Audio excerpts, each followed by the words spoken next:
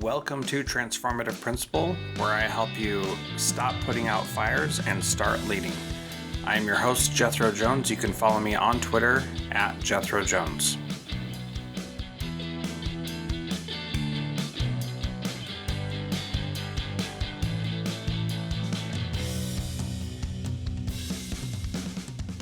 Welcome to Transformative Principle. Today, I am excited. This is my first in my promised interview series about the Show Up, Lead Up, Level Up so you can move up workshop series that I'm doing here next month in May.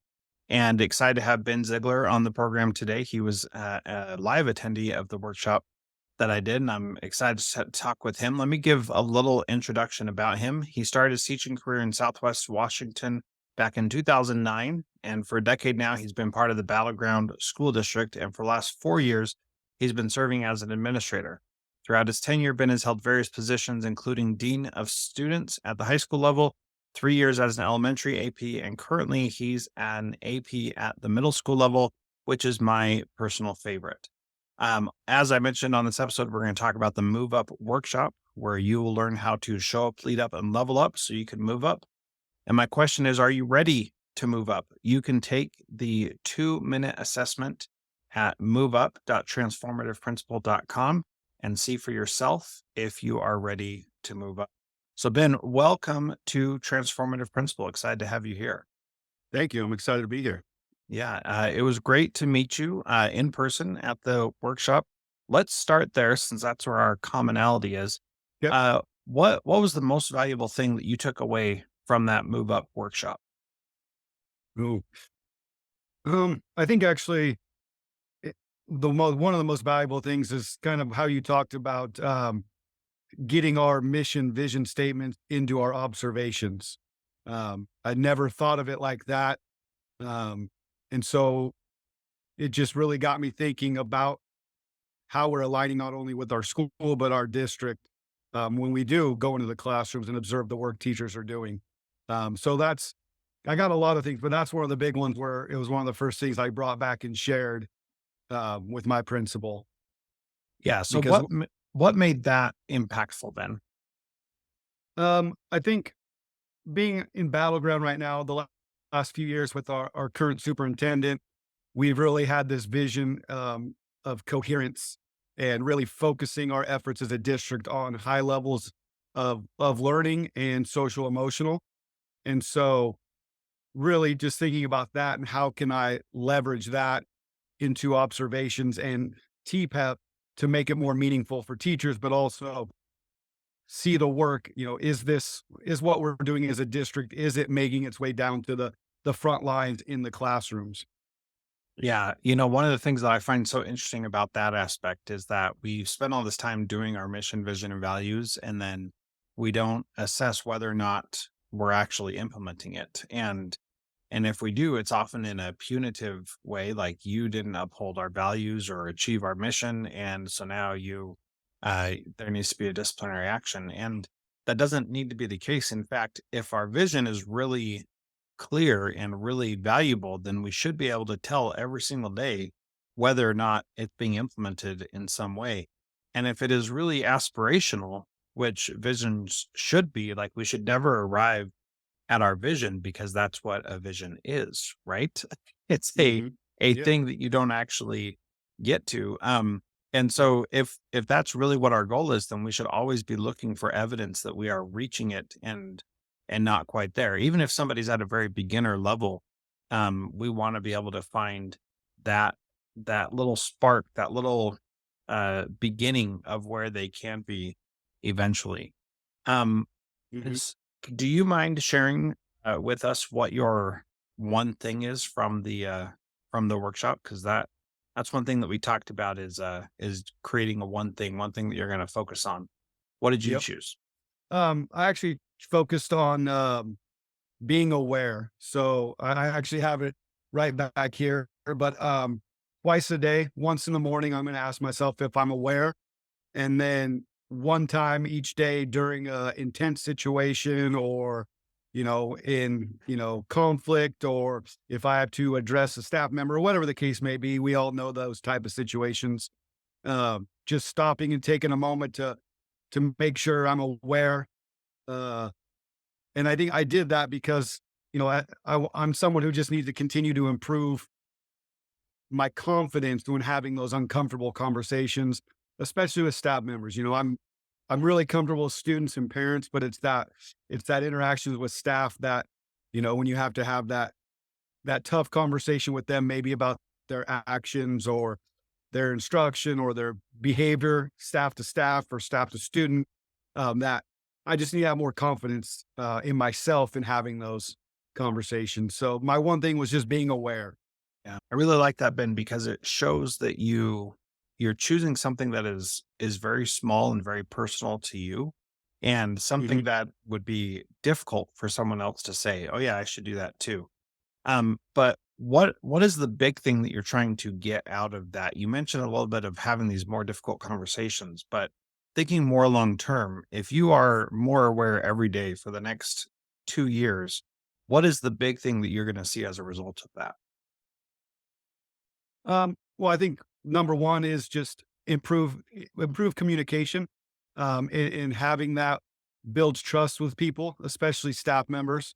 And so, over the course of 2 years, if I continue to have those conversations in ways that are productive, and the staff member feels supported, but also sees that I'm here to help them improve, and I'm going to help them do that and support them through this, that trust builds, and then becomes, and I think I heard this term, I think in a meeting, it becomes more of a risk-free environment for them to then try new things, or they're gonna trust me when I encourage them to maybe step out of their comfort zone when it comes to PLCs or sharing data or trying something new. We'll have that established relationship and that trust there that will enable them to maybe go push their boundaries a little bit in terms of their comfort in the classroom, which hopefully the goal is to then improve their instruction to improve student learning. Yeah, yeah, I like that. Are there any things that you've seen as a result of you doing this for a couple of weeks now that have been impacts in your life?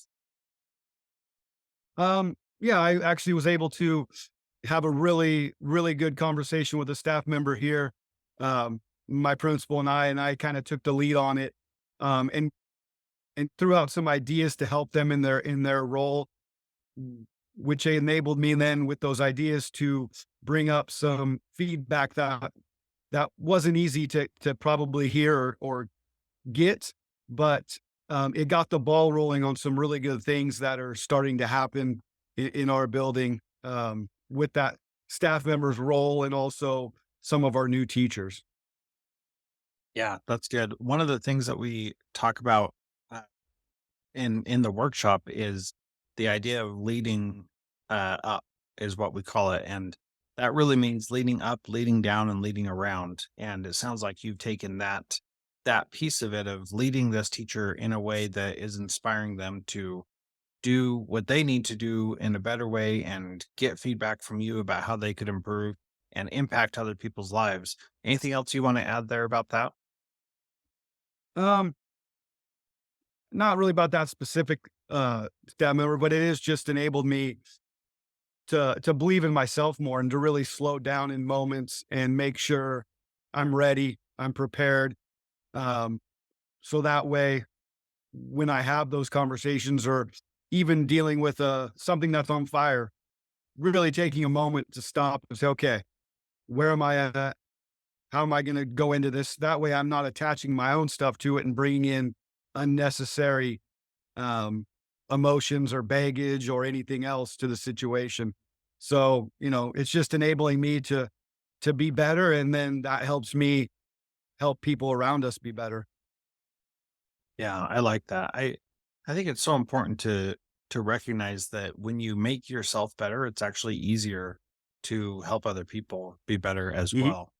When you're Yep. working on your own stuff and working through the challenges that you personally have, it's a lot easier to help other people do that as well because you can empathize with them a bit more. So, last question about the workshop, and then I want to move into some other things. Yeah. If somebody was thinking about attending this workshop, what would be your advice to them? What would you say? Oh, I would jump on it right away and sign up, especially if it's in person. Even if it wasn't, I would still take it just because there's just lots of great things, and it's not tons of huge things you're trying to like take notes or to grab a hold of. It's just lots of little things that stuck out to me, like, and I got my notes here in front of me, but like the uh the mindset researcher and vertical development, just little things like that you take and it just sticks with you.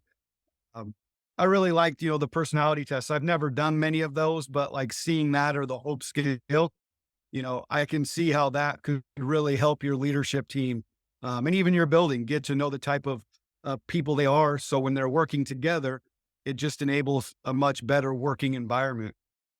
Um, and then just the tools you gave us for being a transformative principle, the communication, relationships, and delegation, and I think those for me hit heavy, because I built my career on relationships. Um, my communication has always been getting better. It started in my personal life becoming a better communicator and has carried over. And then I really like the delegation, learning how to delegate to people, not the tasks. Really empowering those people around you to take ownership. Um, in the buildings. Yeah. Well, I appreciate that, and what I recognize is that there are a lot of things that we do that we just kind of like force through the motions, and we do the best that we can with what we got. And if we do a lot of these little things that I talk about, I think that the best way to phrase it is the big difference is that I'm not trying to teach you tactical things to do. I'm trying to teach you strategic things to do. Mhm. And that really makes a difference. The strategic is like more big picture, more impact focused. The tactical is like how do I do this one specific thing? And the strategic is how do I approach this problem? Any thoughts about that? I didn't say that specifically in the training at all, but do you have any thoughts on that strategic versus tactical approach? You put it like that, that's really good, and I kinda kept when at the conference, just thinking about perspective, and, looking at the big picture like you said, um, you gotta have perspective, and then the tactical, just the little things each day that you can be doing and putting in play, to help you, um, just like, the one thing, that keeps you focused, and it's one thing each day you can do to help you improve your job. Uh, the delegating, it's a tactical thing. You could be very, very tactical about it in who you want to do the different tasks in your building, which is going to build trust. It's going to build ownership, which then again is going to build positive momentum towards the vision and the goals you have in the building. For me, I still, when I think of those things, it's just about perspective. Mhm. And I use that word a lot in my life. In the personal side, it's, how you look at it, how you look at every problem, every situation, is going to determine, you know, how successful you are navigating that. Yeah, really good point.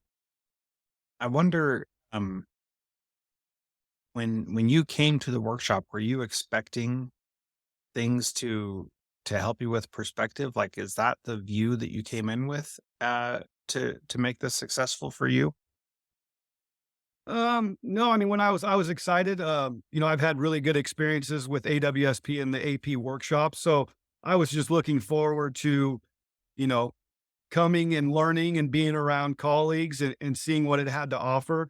When I got here and you started going into to everything and presenting the connection, I made that connection and just was really surprised in a good way how much it aligned with kind of my view on things and the way I approach not only professional life but personal life as well.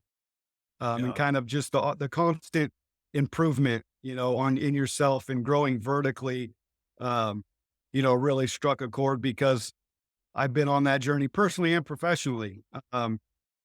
So always kind of growing and getting better and learning from our experiences. So I was just really excited and it just made that engagement much more because I was able to connect it to a lot of things that I view and hold to, um, that you spoke about. So it was awesome. Like the inventory of gratitude. Like that's one thing I wrote down, like how you build and maintain relationships. But gratitude is something my wife and I speak about on a regular basis and teach our son about. So just little things like that made it really awesome.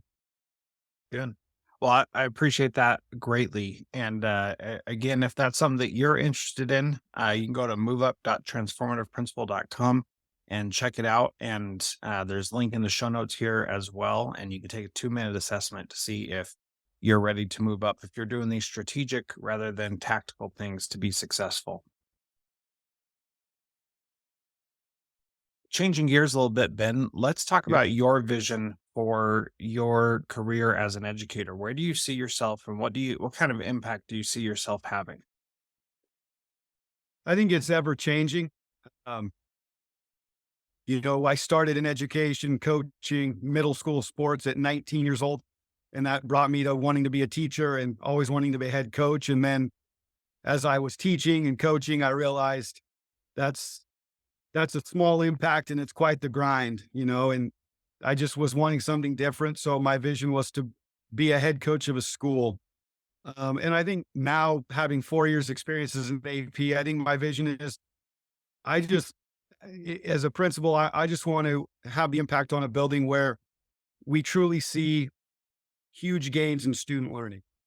Um, last year, my principal and I at the elementary level decided, for our student improvement or our school improvement plan, we're going to set our goals for 100% of students meeting standards because why wouldn't we? Why wouldn't we? So just, I want to really have that impact at the building level before I'm done of really seeing that growth in student learning. And the more I'm doing this, I'm seeing it to get there. It's not only instruction, but we have to have the systems in place that are working correctly and effectively to do so. And so I think my vision is just continue at some point being a principal and having that impact. Um, and then I'm someone who's always kind of kept going and achieving. So I wouldn't be surprised if I moved to the district office at some point and worked my way up. Um, but we'll just see how that goes. Maybe I get to do a building and I'm principal and I just love it. I stay there, the rest of my career. Who knows? Yeah, I mean, that's very possible. And I've seen a lot of people do that and be very successful at it. I like the idea of being the head coach of a school. Tell me more about that. What does that really mean to you? Well, it means, obviously being the leader, but it means as a coach, you work with people to improve their skills so they can be the best they can be, and the team can be the best they can be. So it's really leading people to work together to maximize everyone's talents in order to meet our goals.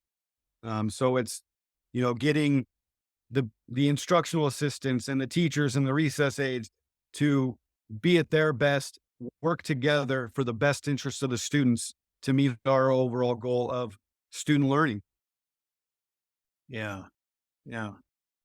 And Um, it's, coaching. So knowing when to pull back with a staff member, knowing when to push, knowing kind of how to work with them so that they can be their best day in and day out, through all the things that life throws at them.